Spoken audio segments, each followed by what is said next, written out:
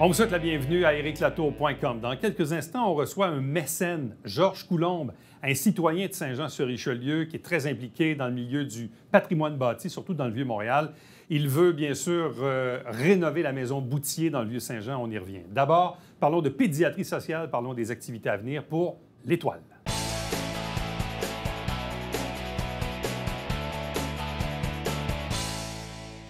Prenons des nouvelles de l'Étoile. L'Étoile, c'est quoi? C'est la pédiatrie sociale en communauté dans le Haut-Richelieu. Avec nous pour en parler, Éric Christensen, qui est le directeur général. Bonsoir et bienvenue. Salut, Éric.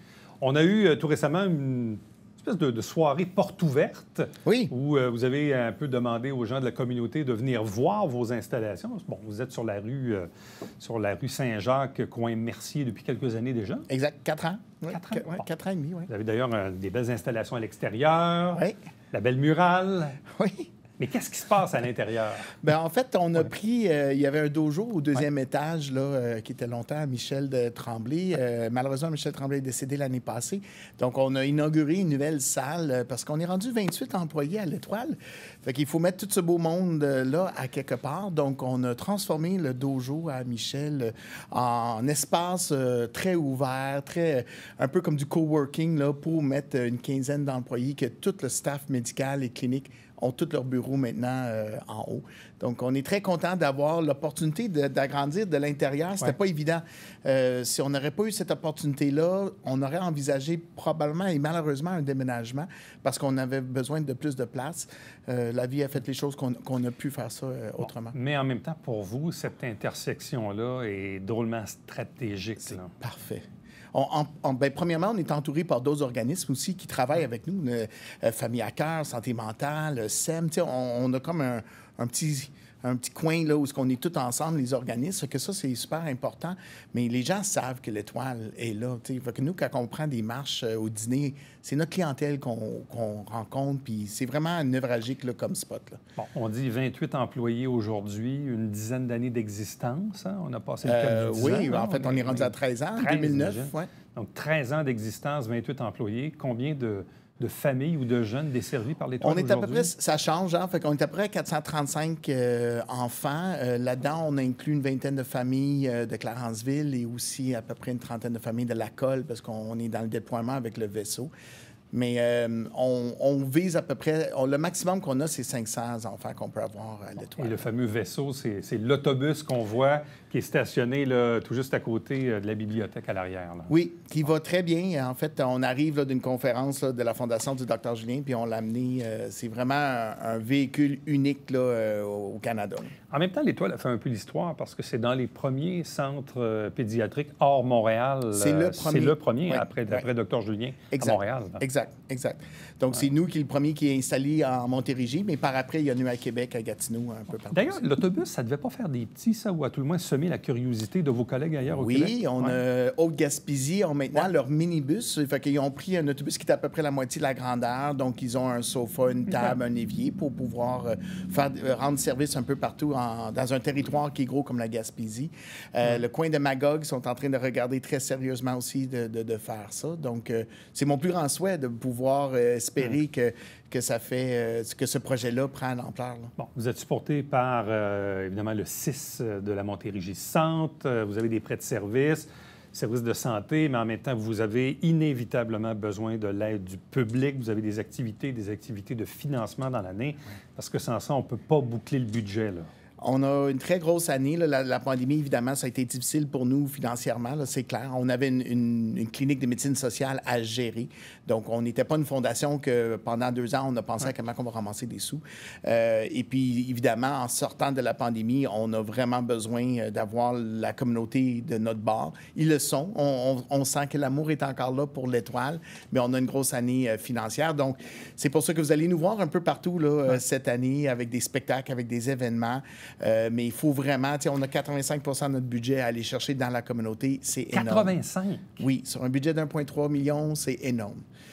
L'entente qu'on a avec le gouvernement jusqu'en 2023 nous donne un 160 000 par année qui représente un 15 % de mon budget.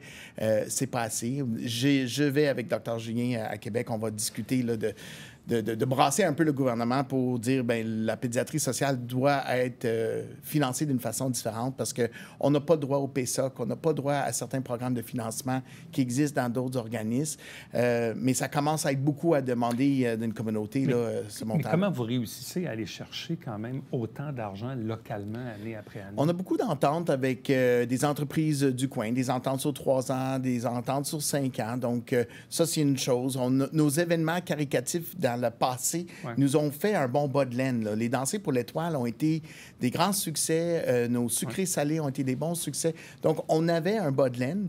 Mais là, notre bas de laine est rendu un bas de nylon. Oui, fondu. Là. Fait qu'on faut recommencer ça. Puis, il faut dire aussi que...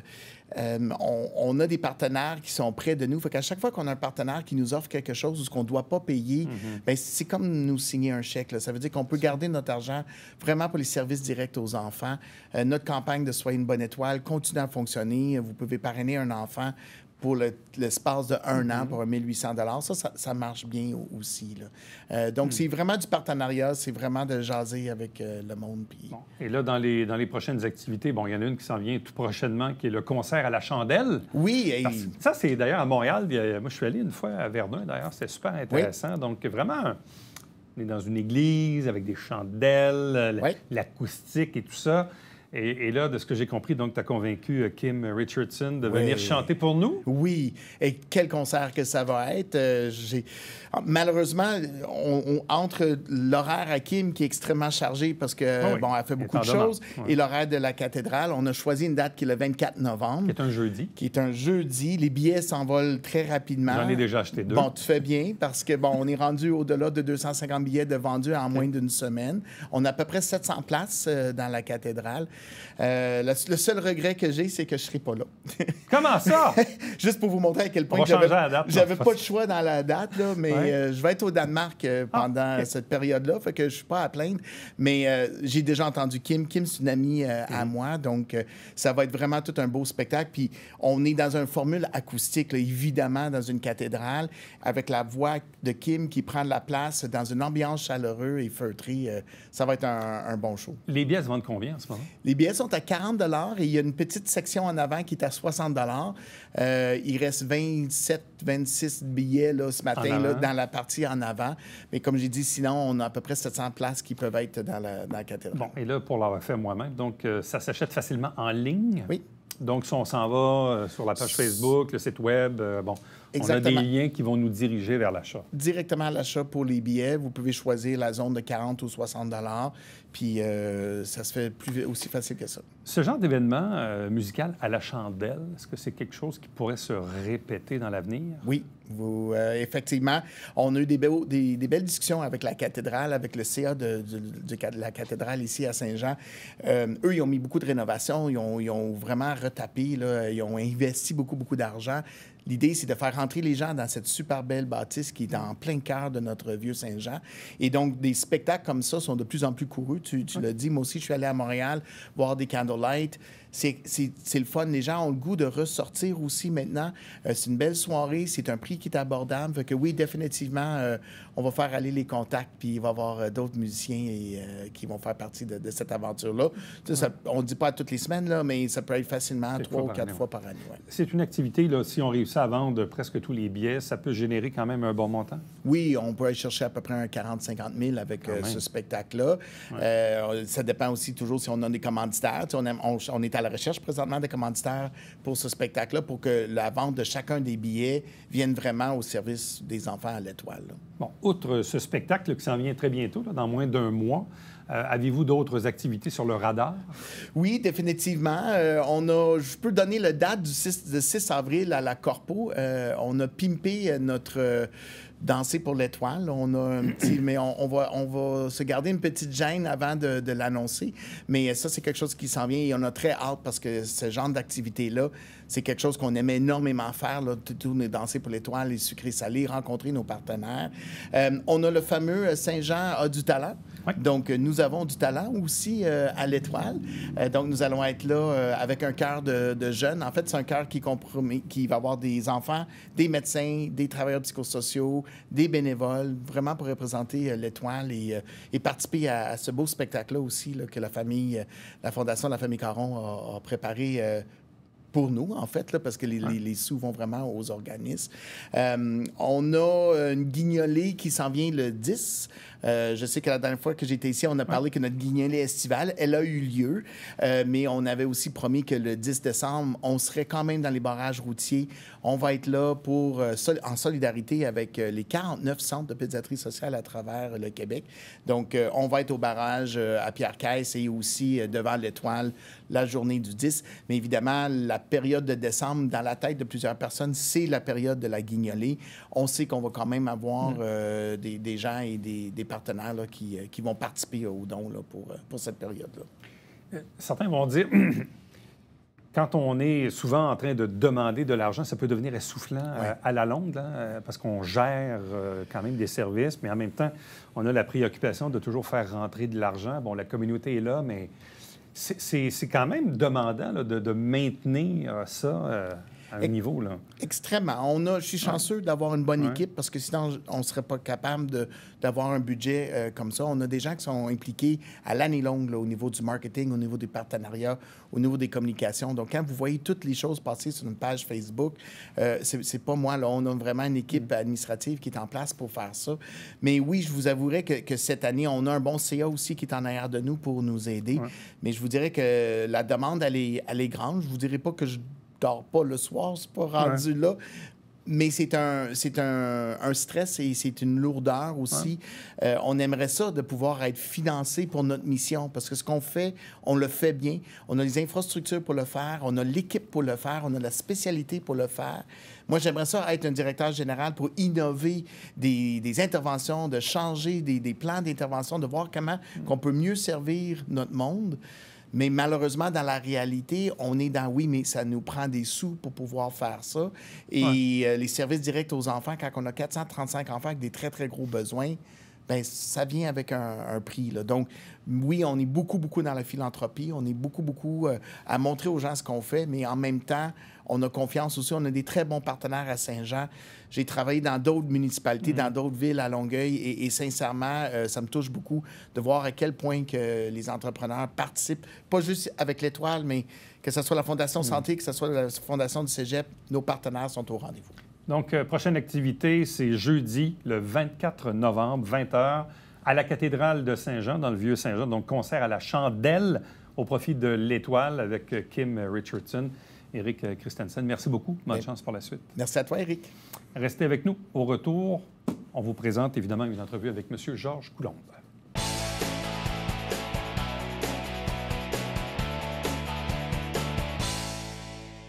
Ici Alexandre Baudouin. Et François Trépanier. François, cette semaine à Sport Express, on rencontre une athlète élite qui est devenue une maman d'athlète élite. La maman du hockeyeur Noah Warren, Magali Boutin, est avec nous. Et de 3 autres enfants qui pratiquent le sport aussi. Ne manquez pas ça.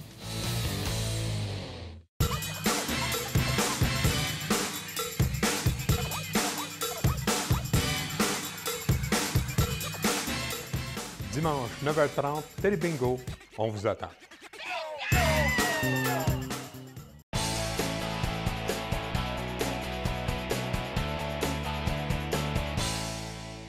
Il y a un projet dont on entend parler dans la région depuis plusieurs années, c'est la rénovation de la maison du docteur Alexis Boutier. Qu'est-ce que c'est? C'est ce bâtiment actuellement un peu délabré, un peu chambranlant qu'on retrouve à côté de l'ancien hôpital, donc le centre Georges Faneuf sur la rue Jacques-Cartier-Nord.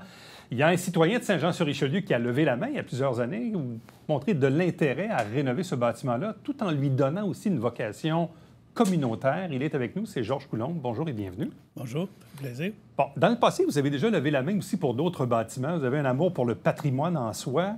Vous êtes beaucoup impliqué, évidemment, à Montréal, entre autres dans le Vieux-Montréal. Mais qu'est-ce qui fait que ce bâtiment-là, la maison Boutier, qu'est-ce qui fait que vous avez une accroche particulière? Bien, premièrement, c'est une très belle maison, très, très belle maison. Ensuite, elle était menacée de démolition. Donc, ça m'a pris 2-3 ans avant que je puisse même discuté avec le CR3S, je pense que c'était à eux. Et finalement, avec la Ville, on a pu négocier quelque chose qui faisait en sorte que je pouvais la rénover. Je mettais une certaine somme pour la rénover. Puis je voulais faire ça aussi avec les entrepreneurs de la région. Bon. Donc, on travaille là-dessus. Qu'est-ce qui vous motive là-dedans? Parce que, bon, vous avez quand même un bon portefeuille immobilier, vous êtes impliqué un peu partout. Qu'est-ce qui fait que vous avez cette motivation-là? Vous dites, oui, c'est le bâtiment, mais c'est la cause aussi? En fait, c'est une cause. Hein? Le patrimoine bâti, c'est une cause en soi. Là. Donc, éviter la démolition ou éviter que ça tombe dans l'ombre. Pour moi, rénover, je rénove habituellement, c'est des édifices que je transforme à bureaux. Donc, c'est plutôt ma mission, moi, de faire du patrimoine pour redonner une vie à ces bâtiments-là. Mais c'est devenu un peu votre marque de commerce. C'est ma mission d'entreprise. Oui, vraiment. Ouais, vraiment. Exactement. Là, avez-vous déjà fait le décompte de tout ce que vous avez rénové dans votre vie? Non, on a rénové beaucoup. Mais, juste dans le Vieux-Montréal, je pense que j'en ai une centaine, je pense, que j'ai rénové. Wow. J'en ai conservé, j'en ai vendu, évidemment, mais la plupart du temps, j'essaie de conserver.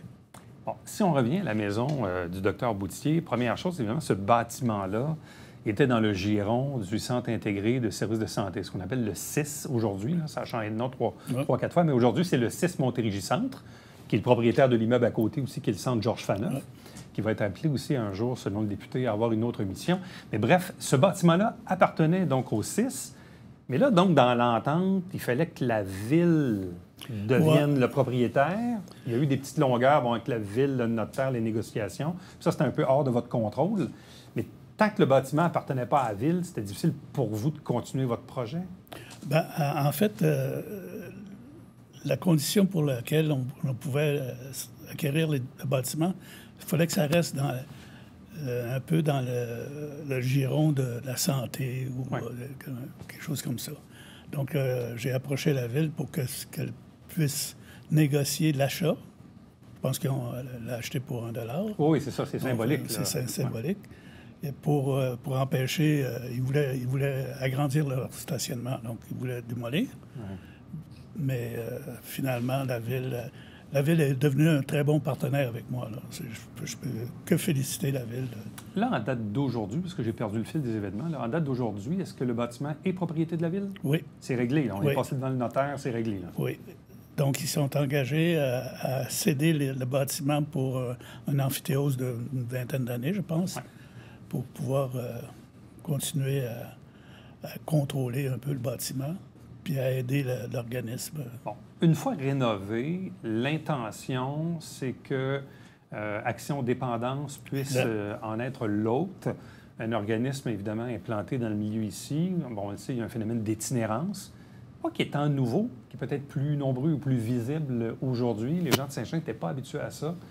Quand on travaille à Montréal, on est confronté à ça. Je l'ai moi-même été pendant une vingtaine d'années, mais ici, à Saint-Jean, on n'était pas habitué de voir autant d'itinérants. Qui dit itinérance dit aussi dépendance, donc ça va un peu ensemble. Là, dans le calendrier des choses, on est à quelle étape en ce moment? Là, j'ai fini la décontamination. Donc, ça a été un long processus parce qu'il était très, très contaminé. L'amiante, le plomb, tout ces... Okay. Donc, ça, c'est terminé. On a commencé on a dégarni. On a démoli un peu tout le sous-sol. Tout le bâtiment, là, il est dégarni. Donc, on est rendu là. On commence à nettoyer les fenêtres par l'intérieur. J'attends cette semaine un de mes partenaires, qui va être M. Fréjot, va faire la protection à l'extérieur, le solage de moellons. Là. Donc, on va creuser puis on va le protéger contre les infiltrations d'eau. Votre souhait ultime, c'est qu'il soit complètement rénové au printemps, l'automne prochain? Est-ce que vous vous êtes fixé une date? Peut-être fixé Noël, mais Noël étant... ça vient vite. Non, ça va être peut-être plus le printemps. Ouais. Okay. C'est quoi? Qu'est-ce qu'on connaît de l'historique de ce bâtiment-là? On connaît, c'était un médecin, Dr. Boutier. Dr. Boutier, puis il semblait être, selon ce qu'on m'a dit, il était très, très accueillant envers ses patients, puis envers tout le monde, d'ailleurs. Et puis, je pense que c'est un peu justifié l'engouement de ce bâtiment-là. Et ce bâtiment-là remonte à quelle date? Je pense à 1800 quelque chose, là, 1800, autour de 1800. Fin des années 1800. 1900, excusez-moi. Oui, c'est ça, à peu près. Donc, à peu près une centaine d'années. Oui, une centaine d'années. d'années. Un peu plus qu'une centaine d'années.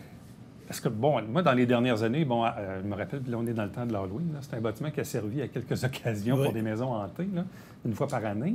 Mais le bâtiment, dans les dernières années, avait mangé une claque un peu, on va se le dire. Il était abandonné, depuis une vingtaine d'années. Oui, avant ça, c'était l'école des infirmières. Hein? Les infirmières, il y a eu l'hôpital.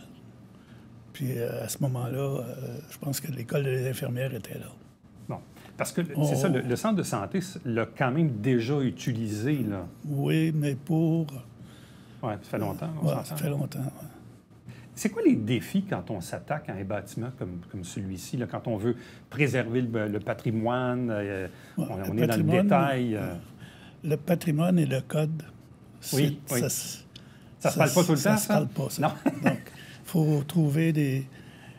faut toujours négocier toutes les... tu sais, on a négocié l'escalier de sauvetage à l'extérieur. On a négocié... j'ai été obligé de mettre des gicleurs pour compenser contre... Il y a des choses qui n'étaient pas exactement pour les pompiers, selon le code. Donc, c'est toujours une négociation. C'est toujours une négociation avec les ingénieurs. La structure n'est jamais satisfaisante pour le nouveau code. Donc, c'est toujours ça. C'est la négociation constante. Vous avez dit tantôt, évidemment, au-delà de la ville, évidemment, qui chapeaute le projet. Je pense qu'un type comme Mario Bastien aussi a probablement donné un pas pire coup de main dans le dossier. Très, très, très gros coup de main. Vous avez fait référence, vous avez dit, je ne suis pas seul dans ce projet-là. Il y a quand même d'autres entrepreneurs également qui s'impliquent localement. En fait, oui, il y en a. Puis, c'est un peu ça. J'ai voulu faire un projet qui implique un peu tous ceux qui veulent s'impliquer. Donc, on a de l'aide de plusieurs entrepreneurs actuellement. Bon. Peut-être que vous n'aimez pas le terme, mais dans cette cause-là, vous jouez un peu les mécènes dans cette affaire-là. Oui, moi, j'ai garanti 350 000 $. Quand même. Bon, je pense qu'il faut donner à ce... Moi, Saint-Jean, c'est une terre d'accueil pour moi. Oui, vous êtes originaire du Saguenay. Saguenay, ça. Et vous êtes arrivé à Saint-Jean en quelle année? Oh, ça fait tellement longtemps. Vous vous rappelez plus de la date? Ça fait longtemps, ça fait très longtemps. Je suis arrivé, je pense, j'avais 7 ans. Je suis retourné un peu au Saguenay 2 ans pour l'Alcan. Et puis après ça, donc ma famille est du Saguenay. Moi, je suis chevalier du Bleuet. Ça existe, ça? L'ordre du Bleuet. Chevalier de l'ordre du Bleuet. Êtes-vous nombreux là-dedans?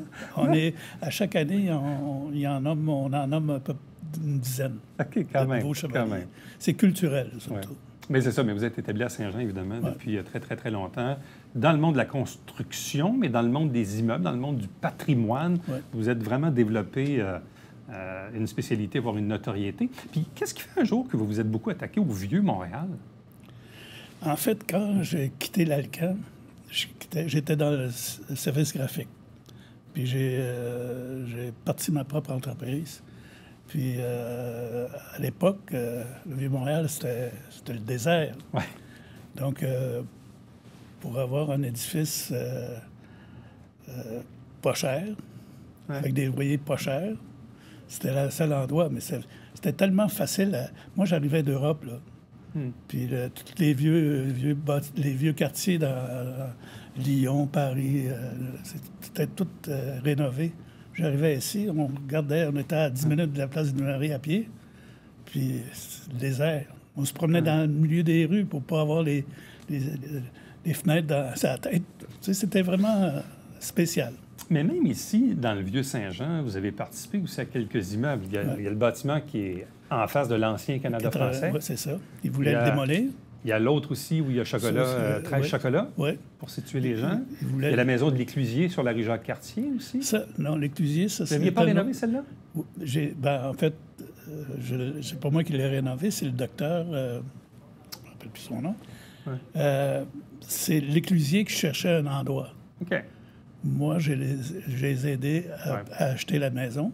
Puis j'ai cédé la maison. Exact. Mais c'est une maison patrimoniale aussi. là. Oui. Oui, C'est ça.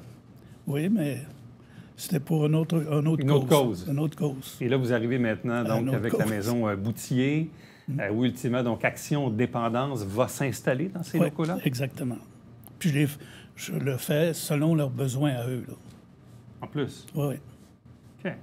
Donc, ça va être un endroit pour, surtout de transition. C'est pas un endroit où ils vont habiter constamment, là, mais c'est un endroit de transition. Là. Ceux qui ont besoin d'un petit coup de pouce pour repartir. Des fois, ça prend juste ça. Hein. Oh, oui, coup ça de prend le pouce. petit coup de pouce pour repartir dans le bon Ouais. sens. Ouais. Je parlais récemment, justement, on parlait d'itinérance parce que vendredi dernier, c'était la nuit des sans-abri. Puis le grand questionnement, disons, qu'est-ce que ça donne de donner des contraventions aux itinérants? Quand ils réussissent à remonter la montagne 8 ans plus tard, ils se ramassent avec 30 000 de dette. On les aide pas, là. Il ne se passe rien. Là. Exactement. Même chose aussi au niveau des dépendances. Donc, ça prend parfois, comme vous dites, un petit quelque chose pour les repartir, pour les aider dans le bon sens du monde. Là. Exactement. Donc, rénovation de cette maison, Dr Alexis Boutier, sur la rue Jacques-Cartier, tout juste à côté du centre Georges Faneuf. Donc, travaux en cours. Encore. Possible ouverture quelque part au printemps. Sûrement. Sûrement au printemps, si tout va sûrement bien. au printemps, au début du printemps. Bien, un énorme merci, Georges Coulombe, pour cette implication dans la communauté et dans ce projet-là particulièrement. Et fait bonne chance plaisir. pour la suite. Plaisir. Restez avec nous, on vous revient. C'est ceci.